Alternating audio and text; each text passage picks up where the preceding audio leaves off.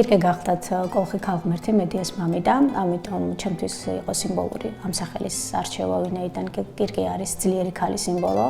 კირკე, რომელიც ცხოვრობდა მარტო კუნძულზე განმარტოებით, იყო თავის ლიდერი, მართველი, არავის არ ემორჩილებოდა და აქედან გამომდინარე აურჩიეთ სახელად კირკე, ვინაიდან მიუძღვენით ბრენდი ძლიერ ქალებს, რომლებიც არიან თავისუფლები და იბრძვიან თავის დამკვიდრებისთვის ამ სამყაროში. კირკე მხოლოდ ეტიმოლოგიურად არ აგვირჩევია ამ ბრენდისთვის, ანუ ჩვენ აქტიურად ვცდილობთ, რომ ჩვენს აქსესუარებში გამოვიყენოთ თვითონ კირკეს როგორც ქალღმერთის იდენტობა და რამოდენიმე ყალსახვევი მიუძღვენით კიდევაც კირკეს. შესაბამისად ეს სახელი თვითონ არის იმდენად მრავალფეროვანი და მთელ მსოფლიოში ცნობილი როგორც ცირცე და არა კირკე, გვინდოდა ხაზი გაგვესვა იმისთვის, რომ კირკე იყო კოლხი წარმომავლობის ქალღმერთი, ძლიერი ქალი, რომელიც თავის ისტორიას დაწერს და მოყვება და გვინდოდა რომ ეს ყველას ცოდნოდა.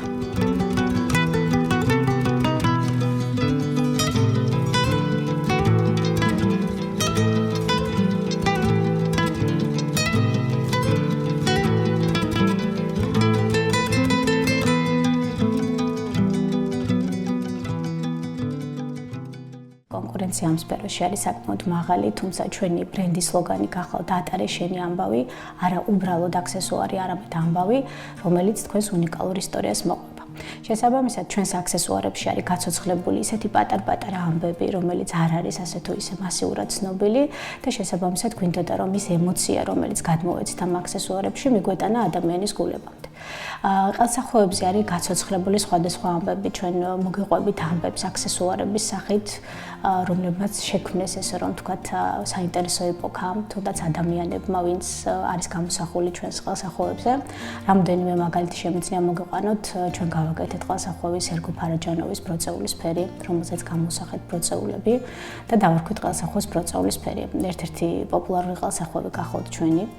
ასევე კირკეს თემატიკას რაც შეეხება, აურჩიეთ ყელსახვევი კირკე ლომით, ვინაიდან კირკე კუნძულზე მარტო ცხოვრობდა ლომებთან ერთად, გამოსახეთ ქალი, რომელსაც აქვს კოლხური სამშვენისი და ლომთან ერთად დგას სანაპიროზე, სხვათა შორის კოლხეთის სანაპიროზე, სწორედ ესეთი ჩანაფიქრი ჰქონდა და თავის ერთადერთ სიყვარულს ოდისევს ელოდება.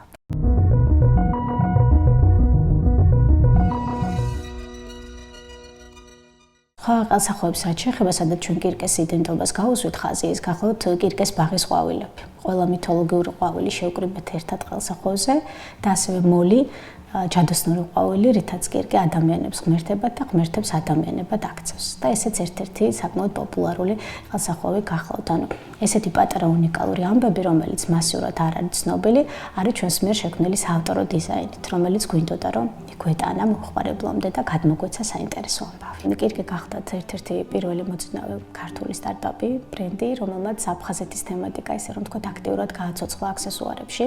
მე თავად გახლავართ სოხუმიდან. ჩემთვის ძალიან ემოციური იყო ამ ყელსახვევზე მუშაობა. ძალიან დიდხანს ვიფიქრეთ ჩემო უღლესთან ერთად, როგორ შეიძლებოდა სწორად გაგვეცოცხლებინა ყელსახვევზე აფხაზური თემა და გადავწყვიტეთ გაგვეკეთებინა პირველი ჩვენი ყელსახვევი გახდათ აფხაზური მიმოზა. ყველაზე ლამაზად სწორედ აფხაზეთში ყვავის მიმოზები და მე ვფიქრობ, რომ ჩვენი შეუძლიათ ძალიან საინტერესოდ გადმოვიდოდეთ. ასევე ყელსახვევზე გავაცოცხლეთ სოხუმი სახვევი და შაბს დავარქვით ესეთი სახელი გზავნილი სოხუმიდან. ეს არის გზავნილი სოხუმიდან, მათთვის ვისაც ენატრება აფხაზეთი და ყელსახვევზე გადავიტანეთ სოხუმის ცნობილი საათი, რომელიც დღესაც მუშაობს ქალაქ სოხუმში, სოხუმის ცნობილი სანაპირო და გემი, რომელიც სოხუმიდან გადის. ეს არის ძალიან ნოსტალგიური იმ ადამიანებისთვის, ვისაც ენატრება აფხაზეთი და დღეს ვერ ახერხებს დაბრუნებას. ასევე აფხაზეთს მიუძღვენი ამრა გახდათ ცნობილი ადგილი სოხუმში, სადაც იკრიბებოდნენ საზოგადო მოღვაწეები და ფაზილ ისკანდერი, პოეტი, დამწერალი, ძალიან ბევრ ნაწარმოებში მოიხსენიებს ამრას, როგორც ერთ-ერთ ყველაზე მნიშვნელოვან ადგილს. ჩვენი ძირითადად ბრენდის ერთ-ერთი მნიშვნელოვანი ნაწილი გახლავთ სტორიტელინგი, ანუ პატარა ამბების მოყოლა. ამიტომ გადავწყვეტეთ, რომ განსხვავებული ფორმატით წარმოგვეჩინა ჩვენი ისტორიები ჩვენ შარფებზე. ჩვენ ვარჩევთ სპეციალურად ადგილებს, სადაც მივდივართ გავშლეთ ჩვენს ყალსახობს და ყვებით ამბებს. ჩვენი ყალსახობების შესახებ იმ პატარა ისტორიას, რაც გადმოვეცით ამ ყალსახობს. მართალია აფხაზეთში ვერ წავედით და ვერ გადავიღეთ, თუმცა მომავალში გვინდა რომ გადავიღოთ. პროცესში თავისთავად ჩართული ვართ მხოლოდ ორი ადამიანი, მე და ჩემი მეუღლე. ჩვენი თანაავტორობით ხდება ყველა ყალსახობის შექმნა. დიზაინის კონცეფციაზე საკმაოდ დიდხანს ვმუშაობთ, ეს არ არის ესეთი მარტივი, რომ უცებ შევქმნათ, იმიტომ რომ კონცეფციის მოფიქრება არის საკმაოდ რთული. ერთად ვამუშავებთ, ერთად მივდივართ საინტერესო იდეამდე, შემდეგ ვფიქრობთ, როგორ შეიძლება აქსესუარში ამ ამბის მოყოლა და გასოცხლება, ისე რომ მივიტანოთ სწორად ადამიანის გულებამდე და შემდეგ უკვე ჩვენი ყალსახობს ვაწყობთ, ვხატავთ და შემდეგ უკვე მასალის სახით იგზავნება სტამბაში და უკვე სტამბაშივე ხდება ამ ყალსახობზე ამ ინფორმაციის გადატანა და ბეჭდა.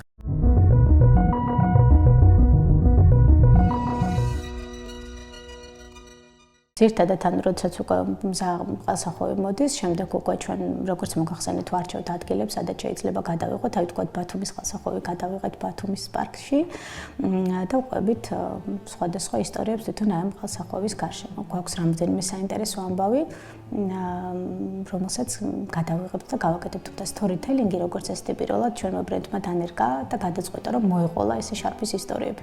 ანუ ჯერჯერობით ესე შარფის ისტორია კონკრეტულად არც ერთ ბრენდს არ აქვს. მე ვფიქრობ, რომ ატარეშენი ამბავი ამართლებს ჩვენი ბრენდის სახელს, იმიტომ რომ ჩვენ ყალსახობებში არ არის მხოლოდ უბრალოდ ნახატები, არამედ ამბები, რომელსაც აქვს ძალიან დიდი მნიშვნელობა და რომელსაც ვცდილობთ, რომ სწორად მივიტანოთ მომხმარებლამდე. ჩვენ თანამშრომლობთ ქართულ სტამბასთან და ვიყენებთ რა თქმა უნდა უმაღლესი ხარისხის მასალას, ეს არის მაღალი ხარისხის ხელოვნური აბრეშუმი, პოლიესტერნარევი აბრეშუმი, ესე რომ ვთქვათ, შესაბამისად აღნიშნული პროდუქცია გამოირჩევა ძალიან ესეთი სასიამოვნო ტექსტურით, ძალიან ნაზი ტექსტურით.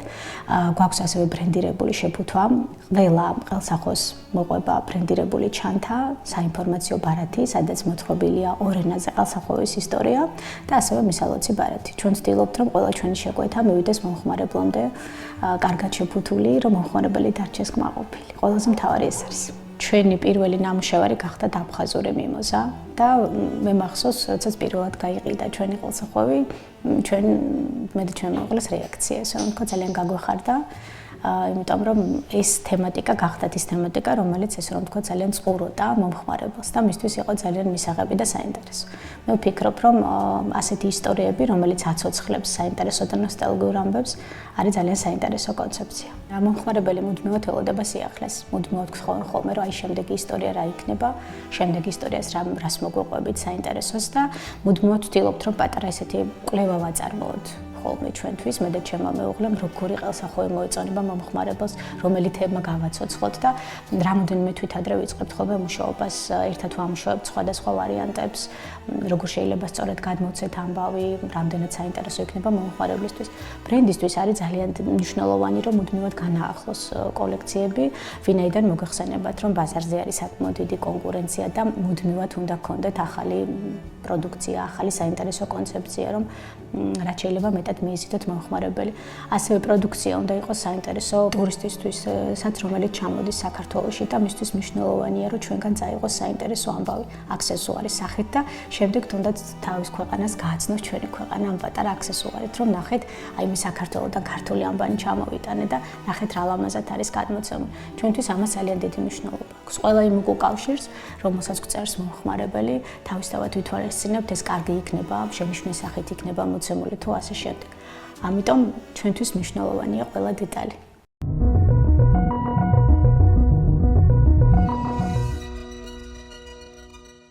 ჩვენ რამოდენიმე მაღაზიაში გვაქვს ჩვენი პროდუქცია წარმოდგენილი ტურისტულ ზონაში, სადაც მომხმარებელს აქვს საშუალება რომ გაიცნოს ჩვენს პროდუქციას, ასევე ონლაინ და მინდა ხაზი გავუსვა, რომ ტურისტულ ზონებში ხშირად ვიღებთ ხოლმე სხვადასხვა გამოფენებში მონაწილეობას და ხშირად გვაქვს ხოლმე კარგი უკავშირი, გვაქვს QR კოდი, რომელსაც ასკანერებს უცხოელი მომხმარებელი, შემდეგ ის უზიარებს სხვას და ასე შემდეგ.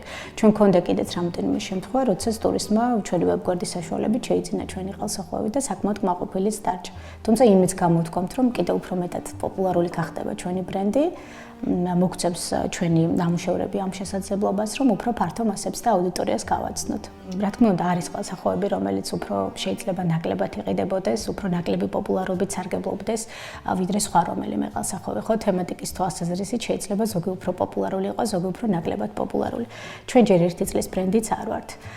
ამიტომ ვცდილობთ, რომ ისეთი კონცეფციები ვიფიქროთ, რომელიც სწორად მივა მომხმარებლის გულამდე, თუმცა ყოფილა ხოლმე შემთხვევა, რომ უთქვამთ, რომ აი ესეთი ფერი უფრო მოეწონებოდათ, ან სხვანაირი წარწერა უფრო მოეწონებოდათ, ან ვიღაცისთვის უფრო არ იყო ყალსახოვი ხელმისაწვდომი, მაგრამ მთავარია ყოველთვის ვეუბნებით, რომ ეს არის საავტორო დიზაინით შექმნილი, რომელსაც ჭირდება ძალიან ბევრი შრომა და არ გვინდა რომ მომხმარებელს გული დავწყვეტოთ, რადგან ვერ შეძლო იმ კონკრეტულ მომენტში ამ ნივთი შეძ. კირკეს მომავალში ვხედავ, რა თქმა უნდა, რამდენიმე საერთაშორისო პლატფორმაზე ჩვენი ბრენდი, რა თქმა უნდა, ეცდება მაქსიმალურად რომ გაფართოვდეს, თუნდაც ის რომ ფიზიკური მაღაზია გქონდეს და წარმოდგენილი იყოს არა მხოლოდ ონლაინ სახით, არამედ ფიზიკური მაღაზიის სახითაც. ასევე ვეცდებით რომ მოვიპოვოთ საქართველოს მასშტაბით მივიღოთ მონაწილეობა სხვადასხვა საგრანტო პროგრამებში, რომელიც მოგცემს საშუალებას რომ გქონდეს ჩვენი საბეჭდი პრინტერი და შევძლოთ ყალსახოვების დაბაჯვა. ვინაიდან ძალიან ჩქარჩქარა ვანახლებთ ხოლმე კოლექციებს და ჩვენთვის ეს არის ძალიან მნიშვნელოვანი. ხაზი მინდა ასევე გაუსწვა ჩვენს ვებგვერდს, რომელიც ჩემი მეუღლის მიერ არის შექმნილი და რომელიც სხვათა შორის კარგად მუშაობს საკმაოდ. ვებგვერდზე მომხმარებელს აქვს საშუალება affiliate პროგრამაში მიიღოს მონაწილეობა და აგროვოს ქულები. ვებგვერდზე არის წარმოდგენილი სრულად ჩვენი კოლექციები, ასევე როდესაც ვაკეთებთ ფასდაკლებებს, მომხმარებელს აქვს საშუალება ნახოს ფასდაკლებული პროდუქციაც და ვფიქრობ, რომ ონლაინ პლატფორმაც შეგვიწყობს ხელს ამაში მაქსიმალურად.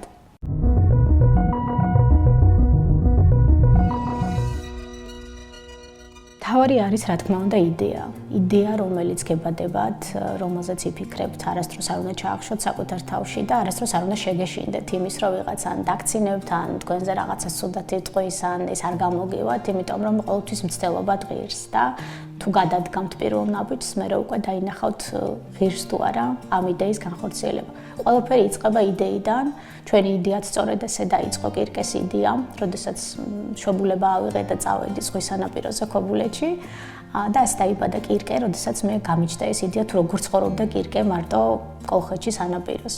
და ვფიქრობ, რომ სტარტაპერებისთვისაც, ვისაც უნდა რომ მომავალში რაღაც გააკეთოს, გამოწვევებს არ უნდა შეუშვიდეს. თავარი ეს არის.